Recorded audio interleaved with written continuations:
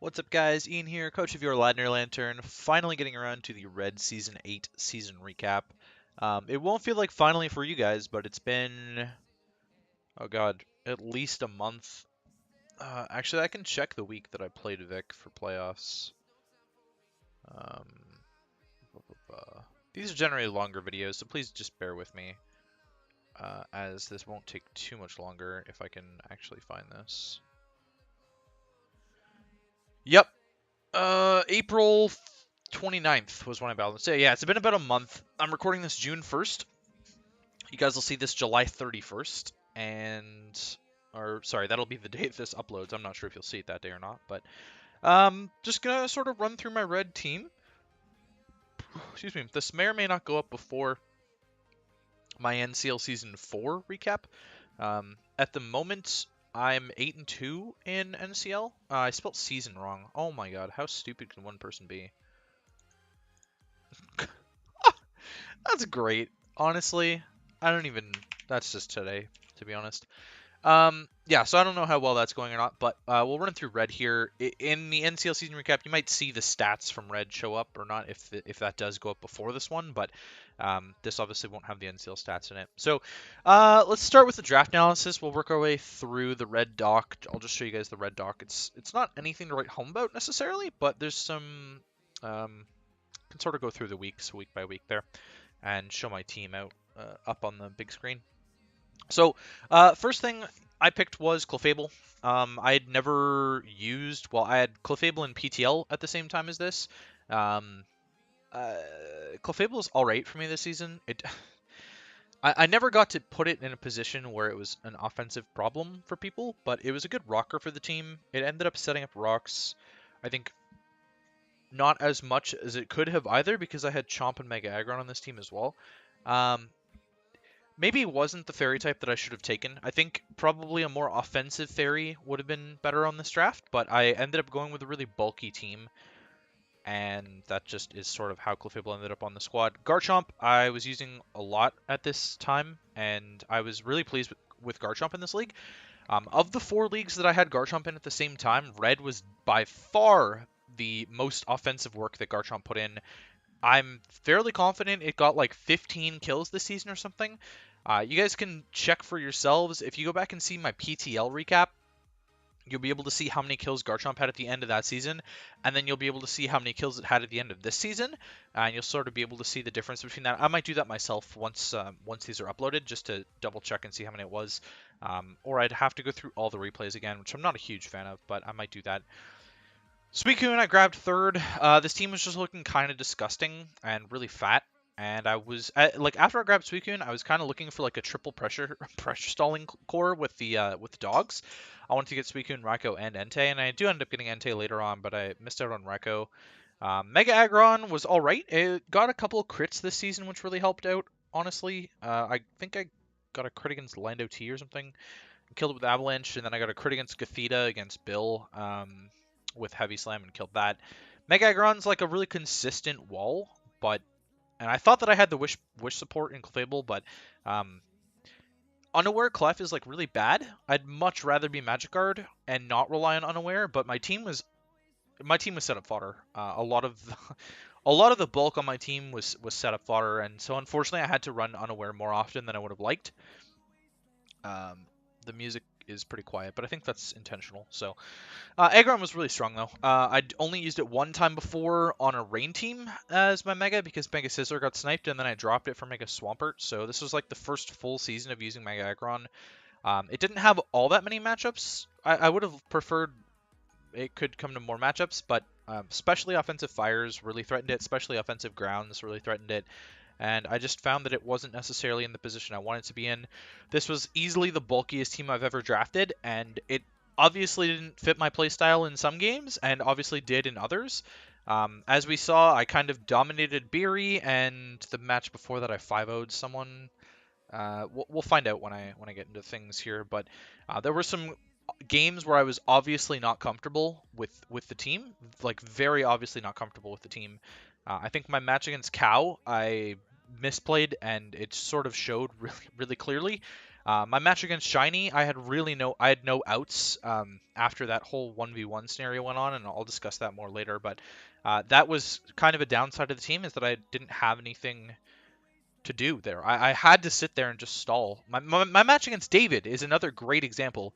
I was forced into a single playstyle against this team because I just couldn't play another way around it, or at least in my mind, I didn't. Maybe I'm wrong, but that's just sort of how I see it.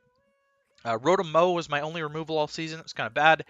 I stand by the fact that I think that Hazard Stack against me wasn't great with double Magic Guard, and I think I had a Flying type somewhere on here. Did I? No, I didn't. No, I did not. But double Magic Guard and a bunch of Rock resists, Keldeo, Chomp, and Aggron. Just, I'm not sure. It's decent chip, but against a fat team like this, you just kind of recover it off really quickly. So I'm still a little bit miffed about all the teams that brought Hazard Stack against me, especially Webs. Like, wasn't Alolan Persian my fastest Mon? And then Keldeo, like, does Webs make all that much sense against my team? Really? It's mostly walls. It was kind of strange to see all the Hazard Stack, and I was a little bit miffed. I definitely stood a better chance in the match against TB because of that, because I think Whirlipede was a complete waste of a Pokemon against me, but ended up not being the case. I actually think I managed to defog in that game too, now that I'm looking back on it. Keldeo was next. Keldeo's a fantastic Pokemon. I love this Mon. It trades 1-for-1 at the very least, or it can go 2-for-1. And I think that's pretty much all you can ask from it. It threatens so many Pokemon with water and fighting. That's pretty much all there is to it. Entei, another Mon that I'm in love with. Unfortunately, it had problems at the beginning of the season, and then started putting in work with the bulkier sets later on. Persian was kind of a waste. I thought that it would be really fun to just have parting shot support all over the place into my setup sweepers, but good players play around parting shot really well, and they don't let you get parting shots off for free, and that was probably one of the bigger mistakes in this draft for me, was taking this Pokemon, because I don't think that the Dark type was needed necessarily. It obviously helped out against Mons that would threaten Reuniclus that weren't bugs, and it helped out against Psychic Spam against my Keldeo, but it definitely, and it was cheap. That was another thing for me too, is that it was a cheap option for that. I would probably draft a different team if I were to go back and redraft this. And so whenever Red Season 9 happens, I definitely will be drafting more to my comfort level. I've kind of had weird drafts in Red. If you guys remember my Season 7, I had the triple bug team when we were in Blue. And it brought me a long way, actually. Like, it was a lot of sort of undervalued Mons that I pulled a lot of value out of. And Mega Alakazam managed to carry me really hard just because people kind of underestimated the power level of that Pokemon when it can run Modest every week. That's really all there is to it. And they kind of underestimated the offensive prowess of bug types. Araquanid, Buzzwole, and Vikavolt were offensive staples on that team, and it was a really fun team. Reuniclus was next. Man, this Mon just gets cucked every time I draft it. On paper, Reuniclus just demolishes teams with certain sets, and in game, it just ends up not happening. My playoff match with Vic is a great example of this. My Week 10 match against Shiny is a great example of this. If you go back to WPL, my match against Sohan is a great example of this. It got cucked out of a free win against both Vic and Sohan, and Shiny. But Shiny prepped really well against it, and Sohan prepped well for it, but he choked, and Vic didn't prep well for it and got rewarded for it. Munchlax, I don't know, man. This was kind of a meme pick. I had 1 point left. I wanted to grab a 10th Pokemon. It could have been a really good Zard Y counter, but Cow didn't bring Zard Y. That's pretty much all there is to it, honestly. I put Z on Chomp, Rotom, and Munchlax. Those were my best options. I didn't have the points to do Chomp plus Keldeo. Otherwise, I would have done Chomp plus Keldeo, and I could have freed up Keldeo from just being choice locked all the time. I think I brought lefties Calm Mind a couple times on Keldeo, but Calm Mind Keldeo is a lot more effective with Water Z or Fight Z. And I may have even Z'd Entei for Z Solar Beam. because it was a struggle without an like a better electric type than Rotom to break through waters on this team, and Rotom doesn't consistently break waters, so waters ended up being quite a problem. And Crobat was obviously a problem in my game against Shiny. I didn't really have a lot that could beat Crobat because Rotom was weak to it, so beating flying types like that was kind of a struggle actually. And that's one of the big weaknesses on this team is that I didn't have a better electric type. So it kind of sucked that I ended up having to go with Rotom-Mow, but I wanted to double up on the grass and whatnot because I kept getting like single types, right? I got the Clefable, I got the Coon, I got the Aggron. They're all single type Mons. Entei, single type Mon. Persian, single type Mon. Reuniclus, Munchlax. I missed out on a lot of type coverage, and that's kind of why I had to double up on Water with Keldeo, was so that I could get a fighting type. Um, it was really like Rotom and Garchomp that were the only double typings for me, and it just ended up kind of sucking a little bit. The idea of Munchlax was good. It was a nice thick fat Pokemon to switch into Ice attacks for Garchomp, but I already had Coon and Keldeo. And Aggron that could switch into Ice attacks too. Clefable can take them pretty easily. It just shrugs them off. Entei. I covered Garchomp really well, and that's kind of maybe why Garchomp succeeded so well, but let's move on. So here's the dock.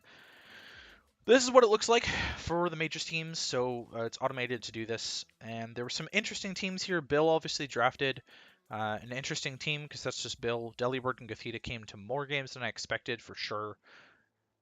Evan played really well. Thank God I didn't have to play Evan this season. He got Lele Megazam 2 seasons in a row. It's disgusting. Beery ended up dropping some stuff after we beat him. Nathan's team was a threat. Big threat. That game I probably stood no chance of winning, but I ended up sacking Rotom to the Banded Snorlax instead of scouting for it with Suicune. I still haven't played Regenix. I do want to play Regenix. I respect him a lot, and I respect his thought process in terms of how games are going to go. He manages to pull value out of a lot of good mons, and he sticks to some favorites. I've seen him use Mew and Thundereye a few times now. But the Mega Steelix is something that I had my eye on all season with him. Nacho had a broken team offensively, but it had very little defensive synergy. David's team was amazing. Unfortunately, he's not playing in finals. In fact, I'm actually recording this before finals have been played, to my knowledge. It's been a month since I played Vic, and finals isn't done yet between Vic and who's he playing on the other side of the bracket? Vic and Evan? Because Evan was on vacation. Should be better because they're only like an hour apart. But Vic and TB took a really long time to play, and Evan and Beery took a while to play, I think, as well. Can't remember off the top of my head. Loco's team is kind of cool. Loco always drafts neat teams. This is kind of cool weather team that he had going on there. He's got some really cool builds. I like Loco's builds a lot. Cow's team was pretty good offensively again. Defensive synergy really wasn't there with it. Veil offense was pretty potent though. Specs was the reigning champ. Had a really cool team actually. It was a lot. He sniped me on a lot of stuff that I really wanted. I thought that Roserade was going to be a really good fit on my team. I also thought that Togekiss would be a really good fit on the team. Despite having Clefable, I was considering dropping Clefable and picking up Togekiss after the draft, but he took it from me. Melodic was a water that I was looking at prior to Suicune. Well, sorry. Prior to Suicune, I was thinking Melodic, and then I went with Suicune anyways, which ended up being a mistake because Melodic would have fit the team a lot better. Having some recovery would have been nice instead of relying on Wish Pass from Clefable. That ended up being one of the cruxes of the teams, right? Is that I ended up having to rely on Reuniclus recover and like softball Clefable and whatnot, which ended up sucking quite a bit on my team. So that was my team. Vic's team is really weak to Reuniclus. That's pretty much all there was to it. I don't know if Venipede even came to a game. It was basically a 9-mon roster.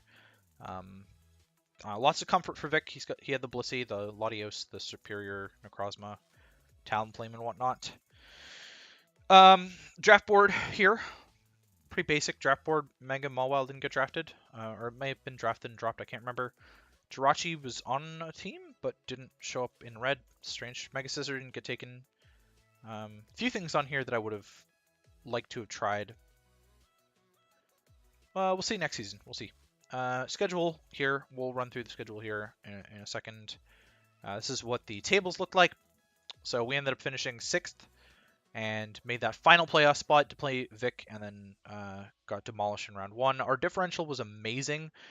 because our losses were mostly close. And again, we'll talk about the losses and whatnot one by one by one.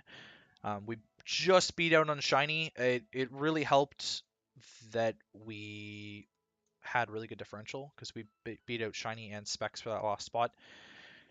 Unfortunately, Bill and Nacho were relegated to Blue, and Nathan actually lost to Cam, who won Blue.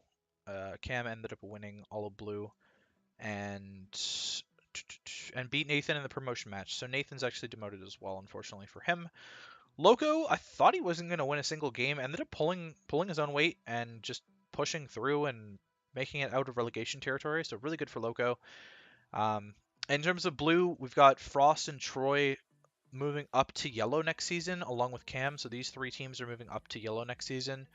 Um, I have no plans on leaving. Red is basically a second home for me. It's definitely a league that I have a boatload of fun in. I love playing in this league. It's so much fun.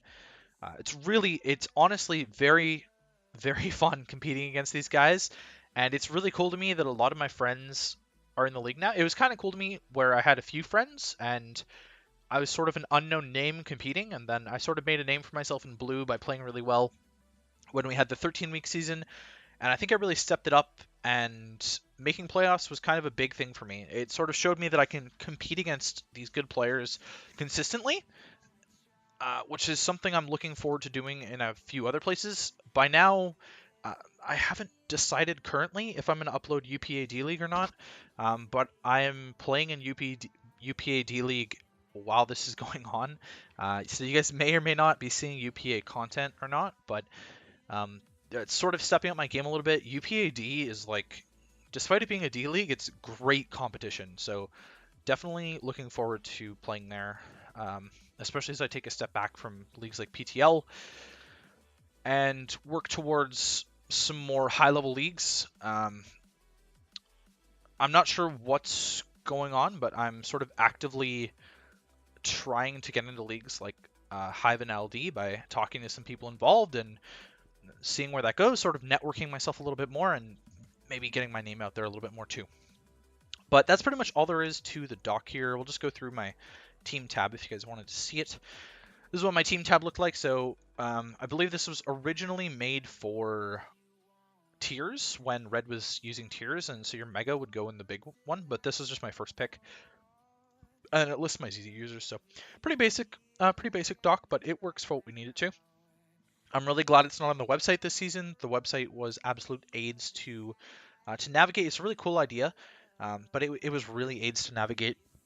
So let's run through my teams and whatnot. So this is my prep doc here, and if you guys have never seen a prep doc of mine, I say this in every recap, and you probably have, but otherwise I list the base speed, the max speeds of non-boosting nature versus boosting nature. My Mons, if it's an asterisk, that means it's a Z user. Their Mons, if it's in green, they brought it. Yellow, I expected it. Orange, I didn't expect it. Same thing there. I visually represent them all with GIF files. I list their priority users, hazard setters, hazard removers, 4x weaknesses, what I'm speed creeping, the week that this game is supposed to happen, and the day that I'm going to play it. So obviously you guys see this July 31st. I played week 1 in February. So that was obviously a long time ago. Here we've got playoff quarterfinals against Vic. I played it May 6th. It's been a while. It's been a while. So I'll go through week 1 against TB. I lost this game off of a miss. It was a 1-0 loss to TB, and I lost because I missed 2 Stone Edges with Entei, and I missed, or was it 1 Stone Edge I missed? I can't remember. I missed 2 Icy Winds with Keldeo as well. It was a very depressing game. It was extremely depressing. I'm actually not gonna show my sets this time because I didn't prepare this very well, or maybe I'll just drag it over to my other monitor real quick, set it up, and then do it instead, because I do want to show those, but I don't want to show off my anonymous league stuff or any of my builds for any other leagues. I should have thought of this earlier. I actually haven't cleared this out yet either, which is my apologies. And I don't need this. Okay, cool. So this is done now. And it's ready for you guys. I'll put it here. So, week 1 we played TB. And I brought a counter Mega Aggron designed for Mega Glade. Max attack Mega Glade, very defensive. Keldeo was a Scarf set with Icy Wind meant to take on a Dragonite's Dragonite. It was a weakness policy, I think. It was a very bulky Dragonite set, but Icy Wind still should have done a crapload to it. I had HP Poison for the Finny. The Amoonguss was quite an issue in prep, and I prepped for it a little bit. I was Overcoat Reuniclus, which was a huge mistake. I should have just been Magic Guard. I think I got Toxic or something, got worn down, but this could have been really good if I wasn't Overcoat. I was a Calm Mind Suicune, or I was with Ice Beam for Amoonguss, I guess. The idea of this, in theory, was good. I managed to kill Whirlipede right off the bat, but he hazard stacked me entirely and then hazed me to death with Finny. Banded Chomp was really cool, actually. Banded Chomp punched a ton of holes into this team. It was really effective. Entei was also really effective this game, and I'm really sad that I missed the Stone Edge. I was faster than the Dragonite because I Flame Charged a bunch on it. That's pretty much all this game came down to, was the misses, unfortunately. Otherwise, I should have won this game, and I would have been 6-4. And if we look back at the schedule, if we look back at the table, sorry, I would have been 6-4 plus 11, most likely, or plus 12, because it probably would have been 2-0, which pushes me into the 5th seed, and maybe I take on Beery, who I wheelchaired in the regular season, and Evan takes on Vic, maybe, or TB moves to 6-4 plus 11 as well, and so maybe I slot into the 4th seed then, and take on TB in a rematch or something. Who knows? I think that game actually changed quite a bit of what happened in the season. Week 2, we took on Nacho, and his Volcarona had nothing to hit my Entei, and so I ended up beating him through that. It looked like it was just a done game, and I was ready to throw away my season starting 0-2, honestly, but T-Wave Latios was really annoying. I managed to pass some wishes into Suicune and sort of stayed alive that way, but Banded Entei really put in a ton of work with Sacred Fire. His answers were like Primarina, which ended up being AV or something. People just tend to bring unoptimal Primarina sets against me for some reason. Specs would have just broken my team entirely, but he didn't bring it. And so Entei picked off a lot of kills, did like 54% to the Lottie with Sacred Fire or something ridiculous. It was really potent. It was a really fun game, and we pulled out the win there. Not much more to say about that one, I don't think. Week 3, we took on Specs. I got a little bit lucky getting away webs and being able to shut down his nifty Uxie set with my Persian. Here we go with the Persian. He was Signal Beam, Rest Hawk Uxie, and my Persian shut it down still. Scarf Chomp at the end of the game ended up putting in quite a lot of work. I got a really clutch play right when he switched into Togekiss, and I got the Poison Jab prediction right, and then I think he poisoned me with like Sludge Bomb Rose Raid or something, and I got a fat Facade off against something else and did a crap load of damage to it as well. The Mega Lopunny not coming really set me off a little bit. I was designed not to deal with it very well.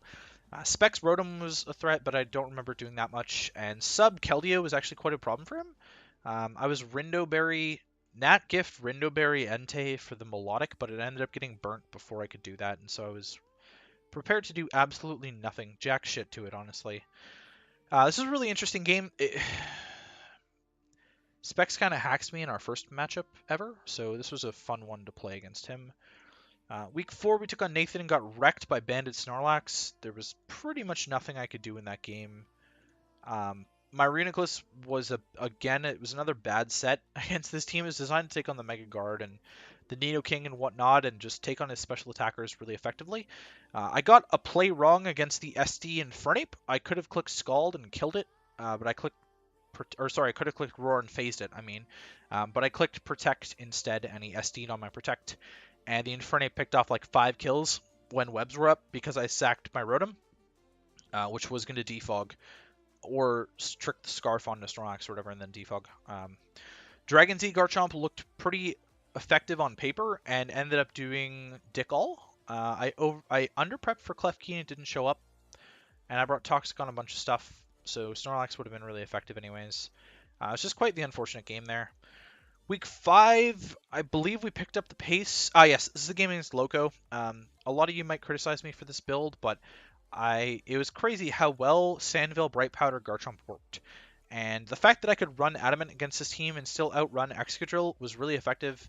And just being able to kill a bunch of stuff, Garchomp kind of went off this game, and it really helped that I dodged the Avalanche from the From the T-Tar. I clicked Dragon Claw in the face of the Latias, or sorry, in the face of the T-Tar expecting the Latias, but I believe he was Shuka Avalanche or something for my Garchomp, but he missed because I was Bright Powder Sandville. Um, this was a fun match. Persian shut down his stored power Lottie. He was like Z Reflect type or something. Or was it Z Reflect type or I can't remember. It was a really cool Z move, and I can't remember what it was anymore.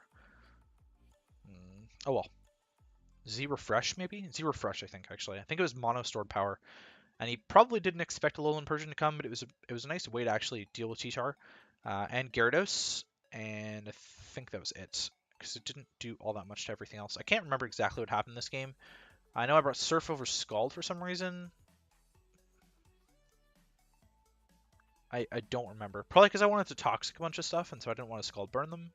This was so long ago. I was counter Aggron as well, and oh right, he didn't bring Flame or he didn't bring Guts Heracross, and his Facade was doing less damage, and I killed it with my Aggron. The star of this was Garchomp, though, to be completely fair. Oh, I was Dual Dance Clefable, and I think it died to something. I can't remember anymore. That was a weird game. It was a weird game. Week 6, we blew out Bill, mainly because of the crit on the Gothita, but Mega Beedrill and Hoopa didn't come, and they were the biggest problems to my team, so and Blacephalon didn't come. Like it was a bunch of stuff that I didn't expect to come showed up to this match. Things like Whimsicott and Rotom-Mow and whatnot. I seem to remember having a reasonably easy time once the Gothita died. I was really surprised that Gothita showed up. But it was a nice way to break through my bulk, I guess. Just sort of sit on top of it and PB stall it out. I can't remember exactly what happened this game. I don't think Garchomp did anything with the Adrenaline Orb. I brought like a scummy Entei set, but I ended up wasting a lot of time on the Lando. And I seem to remember getting a Toxic off on the Rotom and the Whimsicott. I think Entei won me this game with Subtoxic Protect. And this was kind of the start of bulky Entei, or, well, I shouldn't say a bulky Entei because I was more offensive, but stally Entei. I should say pressure stalling Entei. It was kind of the start of pressure stalling Entei being a star on the team for me. Why do I have 7 Discord notifications? Oh, they're all DMs. Okay, thank goodness. Thought I missed a waifu in the waifu bot or something. Week 7, we blew out Beery, and so this was kind of our 3 wins in a row, and we were at 5-2 at this point. We destroyed Beery. He really had nothing for. This was the second game that Garchomp just went completely nuts. It got a ton of kills because he had absolutely nothing for it. I couldn't live in HP Ice from the Recco, and so I had to play around with getting in Reuniclus, I believe, setting up a Trick Room and dealing with Psychic drops and whatnot, but luckily for me, Raikou doesn't get recovery, so it was just sort of a matter of time before I was able to break it down. I had a Scarfer in the back or something too, didn't I? No, I didn't, but I was a really cool Entei set, and I was really proud of this Entei set for like Belly Drum Azu or Belly Drum Grumpig, because I was Sash, so I would live the hit, Psych Up, and then Extreme Speed goes before Aqua Jet from... Sorry, I was Swagger Psych Up as well. And Extreme Speed goes before Aqua Jet on the Azu. And so I was really psyched to see +6 Extreme Speed just go in against a bunch of stuff. And I had Stomping Tantrum for mons like the Pex and the Heatran that otherwise wouldn't die to +6 Extreme Speed. And I think everything else would have died to +6 Extreme Speed except those 2 Pokemon. Or anything else that I was faster than. So that was really cool. I think this was honestly one of my more brilliant sets that I've ever come up with. Besides the Bright Powder, whatever Garchomp, this was quite a brilliant set, and I'm really sad that it didn't get to see the light of day. But Suicune put in a lot of work. Suicune Rotom put in a lot of work against the T-Spike Toxapex and just sort of maneuvered around it. I got a lot of good chip against the Heatran. He ended up missing a Heat Wave against my Rotom. Didn't matter because I lived the Z anyways, and I could Volt Switch out on it. And that was kind of the idea, is that I could Volt Switch out, and then he had absolutely nothing for Garchomp anyways. That was a really fun game. I was S-Toss Aggron for some reason. I can't remember why. Azu, perhaps? Can't remember. Oh well, cannot remember. The next week, I played David, and this is where I Toxic Stalled against the Miltank, and I learned something new this game with my Entei. What I should have done, I may have won this game through my stall Entei strat if I was special with Flamethrower rather than physical with Sacred Fire. I didn't have enough moves with Sacred Fire, and so I ended up getting PP stalled to death by the Miltank. And I was trying to PP stall it, but Milk Drink isn't affected by pressure because pressure only works on Pokemon that are targeting you. If the Pokemon is the target of a foe's move, the move loses 1 additional PP. So I was trying to PP stall the Miltank because I was constantly getting PP stall of the body slams and whatnot, and it was actually a pretty effective strategy. I managed to take out the Gengar with Sacred Fire plus the burn. So obviously that probably doesn't happen if I'm specially offensive with Flamethrower, right? But at that point, I have more Flamethrowers than this team can take, and so it would have been more effective later. The Gliscor never showed up, and I overprepped for the Gliscor so much. I brought HP Ice Reuniclus, and that was it, actually. I underprepped for Gliscor, I guess, is what I should have said. My Suicune was designed to take it on. I didn't really have a better way of dealing with Coco than AV Reuniclus, and unfortunately, I didn't eat Thunderbolt into Z Thunderbolt from the Coco, so that really sucked. Megazord X wasn't as much of a problem as I had anticipated it to be. Tangrowth wasn't either. I missed a Toxic against the Tangrowth with this Rotom, and I really thought Toxic Hex would do a lot of work, because I ran Toxic on a bunch of different stuff. 1, 2, 3 Mons had Toxic. I was looking kind of good with Scarf Chomp at the end, but because I opted to run Jolly over Adamant so that I could revenge kill the Zard X, the Miltank lived the hits pretty effectively and managed to wear me down. Besides that, this was actually a closer game than I anticipated. I really expected David to bring some other things. I overprepped for the Scizor, as you can tell, with HP Fire Rotom and HP Fire Persian.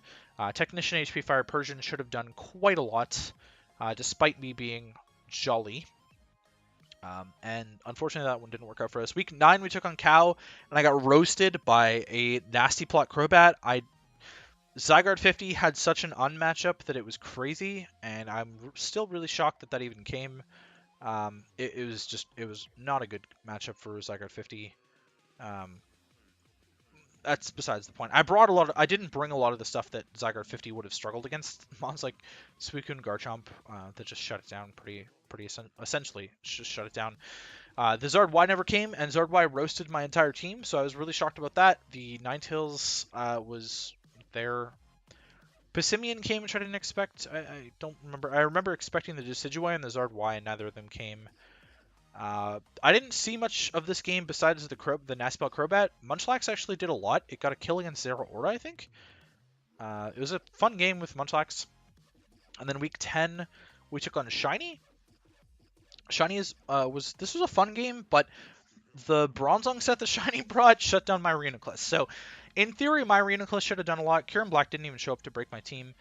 In theory, my Reuniclus should have done a lot against him because he didn't have a Dark type. He didn't draft a Dark type. So this Reuniclus set should have done a lot, but he was a Calm Mind Bronzong. I ended up PP stalling out the Bronzong, but he was a sub-protect Salazzle, and so he ended up PP stalling out my Reuniclus, and I did absolutely nothing. This was a horrible match. I managed to pull a little bit of differential out of this game, and that's all I needed to clinch playoffs. My Clefable got bodied by something. I can't remember what it was. I shouldn't have been unaware Clef either. It was so stupid. Bodied by Salazzle, maybe? Bodied by Buzzwole at the end? He caught me with a Poison Jab at some point. I don't remember when.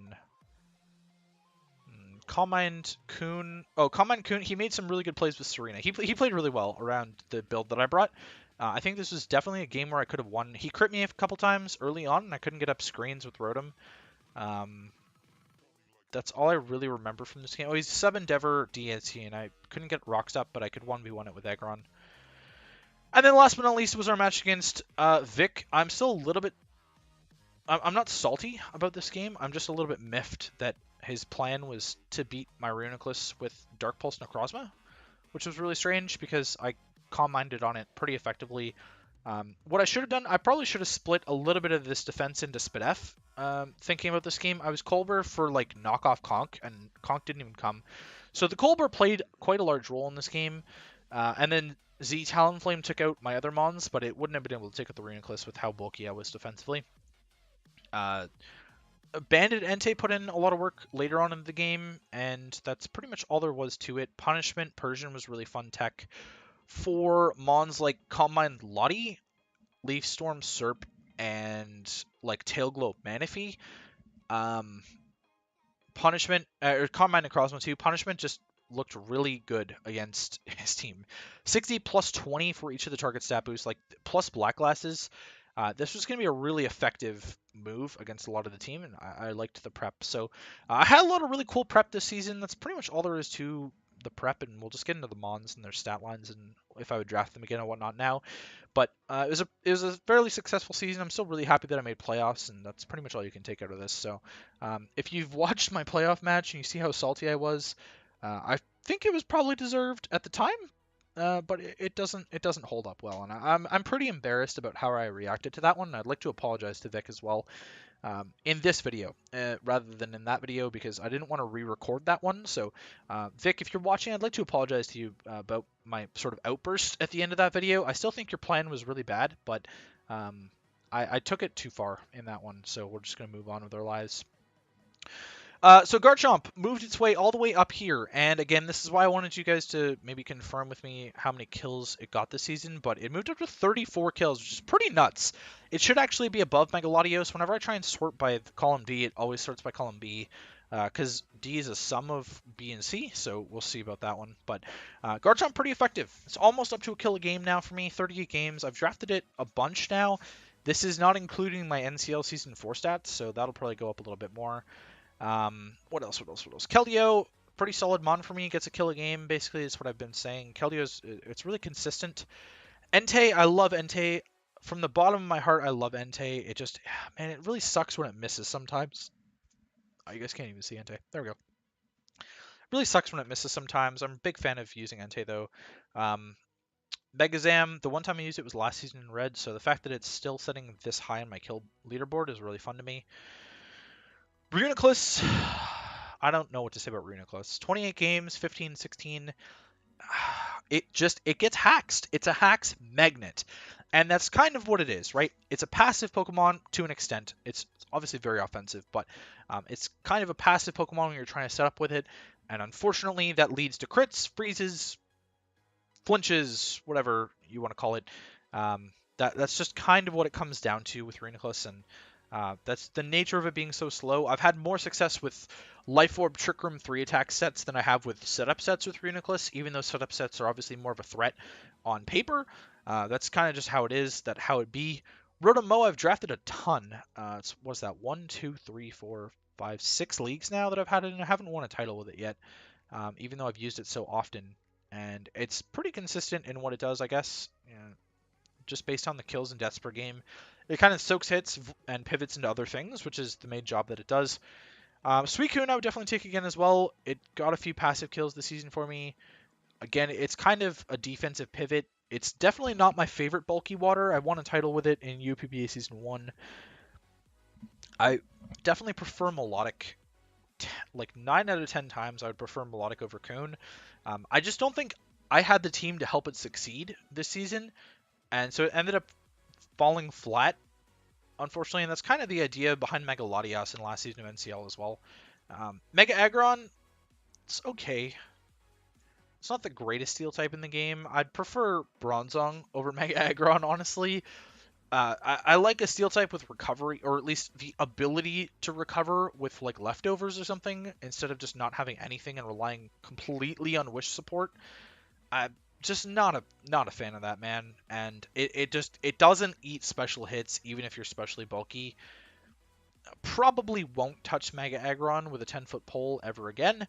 Alolan Persian, it's a good pivot. It didn't fit on the team, like I mentioned in the draft breakdown. It probably would have fit on a better team. I've won a title with it in MWPA Season 5. And then Clefable is really bad, and I don't like it as a fairy at all. I'm not even joking. It's died every single game it's come to in the 2 seasons I've had this Pokemon. I don't like using it at all. It's not a good fit for my playstyle at all. I prefer a much more offensive fairy rather than defensive fairies. I rarely run Wish Pass, and if I do, I'd rather have it be from something like Vaporeon, which is at least bulky enough to take a hit, where Clefable doesn't really... Like, Clefable's very middling in its stat totals, and the reason that it's so highly valued is because of the typing giving really good natural It's a really good natural defensive typing fairy, but the stats just don't back it up, man. The stats just don't back it up. I'd really prefer something like a Mega Diancie or a Sylveon or a Togekiss even. I mean, I don't really like Togekiss as a fairy necessarily, but it has the same defensive capabilities as Clefable, is kind of a better Wish Passer, or at least can roost on things rather than clicking Soft Boiled. The unaware aspect is kind of cool, I guess, and the fact that it gets rocks, I guess. It was never really put in a position on this team or on the PTL team where it was the main rocker. Um, Maybe it would function better for me if it was my main rocker and I solely brought it with like rock, soft boiled, moonblast, filler move every single week. Maybe rock, soft boiled, moonblast, fire coverage. I'm not sure, but doesn't seem like my kind of mon. Munchlax surprisingly did okay. It came to one game, got a kill, got a death. Can't really ask for much more from a 1-point mon. Honestly, that's probably what you expect. And I believe that's it, actually. That should be it. So that's going to be it for me. That's my entire red season in a nutshell. I 100 billion quadrillion percent believe that I will be returning to red. I see no reason for me not to return to red. I love this league so much. I'm so grateful for Regenix for letting me compete last season and work my way up to yellow this season. I think next season is going to be an absolute blast, and hopefully I can draft something a little bit more in my comfort zone to be able to pick up the pace and maybe win a playoff match against the better competition that's coming into the league. Um, Goal is obviously to stay in yellow. I have no idea when Red Season 9 will take place. If it'll take place as a final Gen 7 season before Sword and Shield or not, I would expect that it's probably going to start up in around July. So you guys might actually see the Red Season 8 recap end and then Red Season 9 go up. Who knows?